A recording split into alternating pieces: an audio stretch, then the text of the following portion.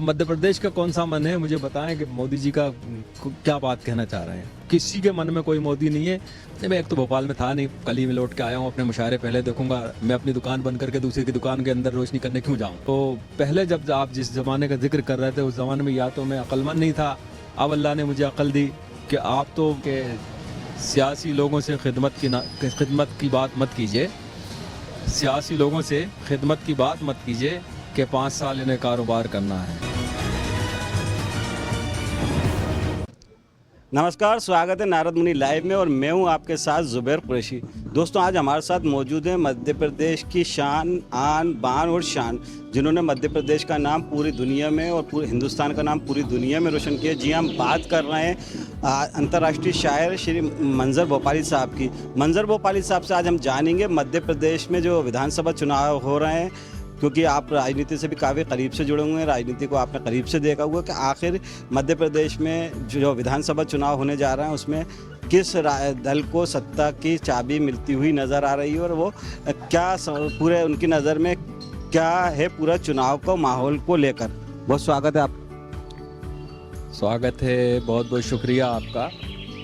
कि जहाँ तक देखिए चुनाव का सवाल है, मेरा एक शेर है कि सियासी लोगों से खिदमत की बात मत कीजिए, सियासी लोगों से खिदमत की बात मत कीजिए कि 5 साल इन्हें कारोबार करना है।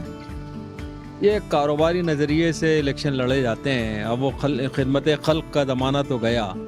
कोई आदमी ईमानदारी से इलेक्शन में हिस्सा नहीं लेता या ये सोच के हिस्सा नहीं लेता कि मैं आम आदमी की परेशानियों को, बेरोज़गारियों को या उसके जो मसाइल हैं उनको हल करूंगा, बल्कि वो अपने काम में लग जाता है। पहले दिन से ही वो सोचता है कि किसी न किसी तरीके से मैं अपने आप को स्थापित कर लूँगा और अगले 5 साल के लिए भी अपना माहौल बनाना शुरू कर देता है। पहली तो ये है। अब रहा मध्य प्रदेश की सियासत का या देश की सियासत का रुख क्या है, मैं समझता हूँ कि सियासतदान के खुद चेहरे बता देते हैं कि उसके लिए कितना मुश्किल इलेक्शन है।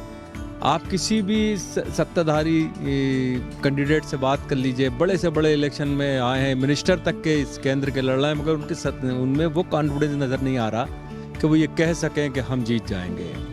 बस इससे ही अंदाज़ा लगता है कि मुश्किल में है हमारी सत्ताधारी पार्टियां। और कांग्रेस को भी ये नहीं समझना चाहिए कि वो आसानी से हलवे की तरह इलेक्शन जीत लेगा।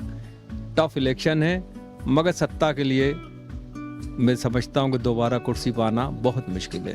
मंजर भाई, हमने देखा है, कई सालों तक देखा है आपको, जब भी मध्य प्रदेश में किसी भी तरह का लोकसभा चुनाव हो या विधानसभा चुनाव हो तो मंजर भोपाली को भीड़ खींचने के लिए याद किया जाता था। मंजर भोपाली की मुशायरे होते थे बड़े पैमाने पर, चाहे उत्तर विधानसभा हो, चाहे दक्षिण विधानसभा हो, या मध्य प्रदेश के दूसरे या देश के दूसरे क्षेत्रों में भी चुनाव के टाइम में। इस बार क्या आपको इस को खामोशी इख्तियार क्यों की हुई है आपने? नहीं, मैं एक तो भोपाल में था नहीं, कल ही मैं लौट के आया हूँ। अपने मुशायरे पहले देखूंगा, मैं अपनी दुकान बंद करके दूसरे की दुकान के अंदर रोशनी करने क्यों जाऊँ। पहली बात तो ये, मेरा जो ज़रिया माश है, मुझे जो अल्लाह ने कलम थामा है, मैं उसकी हिफाजत में लगा हुआ हूँ। अब ये रहा इलेक्शन का ज़माना कि लोग मैं खुद भी नहीं जा रहा इस पर लोगों के कि मेरे लिए सब बराबर।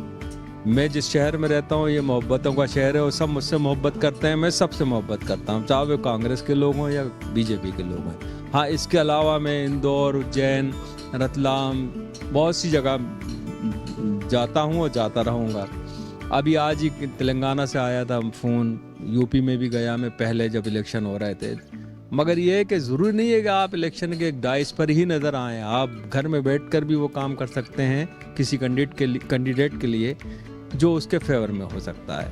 तो पहले जब आप जिस ज़माने का जिक्र कर रहे थे, उस ज़माने में या तो मैं अक्लमंद नहीं था, अब अल्लाह ने मुझे अक्ल दी कि आप तो हर दिल अजीज़ हो, आपको सब मानते हैं, चाहे वो बीजेपी के लोग हों या कांग्रेस है। शायर और फनकार किसी एक पार्टी का नहीं होता, शायर पूरी कौम का होता है, और कौम में कोई भी पार्टी के लोग हों वो आपके अपने होते हैं। तो इससे भी मैं थोड़ा सा अपने आप को दूर रखा हुआ हूँ कि मुझे क्या लेना देना किसी के जीतने हारने से। सब जीत जाए तो अच्छा है, सब हार जाए तो अच्छा है मेरे नज़र में। तो मंजर भाई, चूँकि आप अपने हिंदुस्तान का नाम पूरी दुनिया में अपनी कलाम से, अपनी शायरी से रोशन किया हुआ, और आप शायरी के मार्फत, शायरी के बदौलत लोगों के दिलों में राज करते हैं। आजकल मध्य प्रदेश में एक नारा बहुत चल रहा है, चाहे आप पेपर उठा के देख लो, टीवी खोल लो, कोई भी चैनल खोल लो या सिनेमा हॉल में चले जाओ, मध्य प्रदेश के मन में मोदी। क्या वाकई मध्य प्रदेश के मन में मोदी हैं या कि कोई और भी हो सकता है? गलत है ये। मध्य प्रदेश का कौन सा मन है? इंसानों का मन होता है, जानवरों का मन होता है, परिंदों का दिल होता है। जब तक वो दिल धड़कता रहता है, जब तक उसकी सांसें भी हैं, उसका जिस्म भी है। अब मध्य प्रदेश का कौन सा मन है, मुझे बताएं कि मोदी जी का क्या बात कहना चाह रहे हैं। किसी के मन में कोई मोदी नहीं है। हर आदमी इस वक्त अपने अपने कैंडिडेट को लेकर चल रहा है, हर आदमी अपनी पार्टी की हिफाजत के में लगा हुआ है।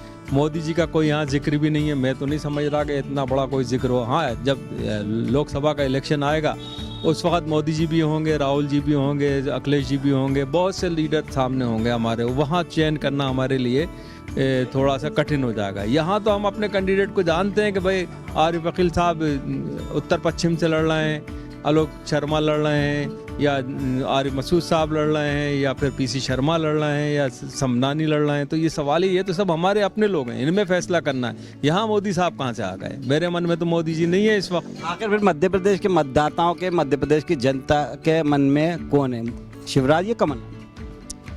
देखिए, ये तो फैसला 17 के बाद ही होगा कि किसके मन में क्या है।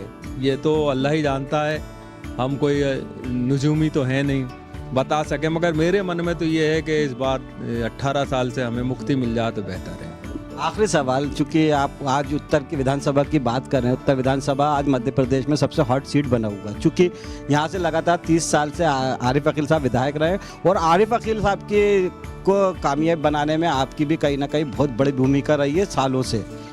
अब आज उनके परिवार में ही विवाद चल रहा है, जिस तरह से उनके छोटे भाई आमिर अकील ने विद्रोह कर दिया, उनसे अलग होकर के उनके बेटे आतिफ अकील को टिकट दिया गया, वहीं उनके खासम खास रहे नासिर इस्लाम भी उनसे अलग होकर चुनाव लड़ रहा है। तो आखिर ये आरिफ अकील साहब का ये जो डिसीज़न है अपने बेटे को आगे बढ़ाना है और अपने छोटे भाई को अलग करके और दूसरे लोगों को अलग करके, तो कहाँ तक जायज़ मानते हैं? और उत्तर विधानसभा की जो जनता है इस बार का उसका क्या रुख रह सकता? देखिए, ये सीट जो है ना तो ये आरिफ अकील साहब की है, ना आमिर अकील की है, ना नासिर इस्लाम की है, और ना ही किसी और की है। ये सीट कांग्रेस की है। पिछले 18 साल 20 साल से जब भी हमने देखा एक आध बार कोई दूसरा आया होगा। बाकी शाकिर अली ख़ान के ज़माने में कम्युनिस्ट पार्टी जीतती थी, उसके बाद से जो शुरू हुआ रसूल अहमद सिद्दीकी साहब आए, और भी लोग आए, फिर आरिफ भाई 18-20 साल रहे। तो ये हम आरिफ भाई को थोड़ी वोट देते हैं, हम तो कांग्रेस को वोट देते हैं।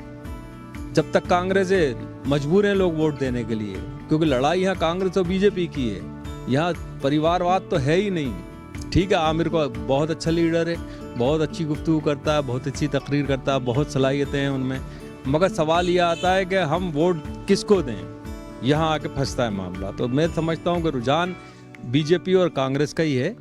अब ये है इनमें कि हो सकता है आखिरी दिन पासा पलट जाए और लोग आमिर की तरफ देखें या नासिर इस्लाम की तरफ देखें। इनसे क्या कांग्रेस, दोनों जो निर्दलीय उम्मीदवार हैं आमिर अकील और ये नासिर इस्लाम, इनसे कांग्रेस को नुकसान पहुंच सकता है? कांग्रेस इनको नुकसान पहुंचाएगी? कांग्रेस को कौन नुकसान पहुंचा सकता है? आप बता रहे हैं ना कि ये कांग्रेस की सीटें लगा ना, आरिफ अकील की सीटें पहुंचाएगी ना। 100 खड़ा कर दीजिए आप उस कांग्रेस के खिलाफ या बीजेपी के खिलाफ। जो बड़ी पार्टियां स्थापित हैं उनके सामने कोई टिकने का तो है नहीं। पिछले 50 सालों में सिर्फ एक बार यहाँ से बीजेपी रही है, रमेश शर्मा गुट्टू बाबू, जिन्होंने आरिफ अकील साहब को दिलाया था। क्या इस बार ये बदलाव हो सकता है यहाँ पर, जिस तरह से आप निर्दलीय उम्मीदवार या कांग्रेस के अगेंस्ट, कांग्रेस के से बगावत करके लोग चुनाव लड़े? मैं नहीं समझता, ना तो आरिफ मसूद को कोई बदल सकता, ना आरिफ अकील को बदला। ये हम आरिफ अकील के नाम पर ही वोट डलेगा, आतिफ के नाम पर नहीं डलेंगे वोट। दोस्तों, ये थे हमारे साथ मध्य प्रदेश में हम बात कर रहे थे आलमी शायर मंजर भोपाली साहब से, जिन्होंने मध्य प्रदेश की और ख़ास तौर से उत्तर विधानसभा की जनता के रुख के बारे में जानने की कोशिश की।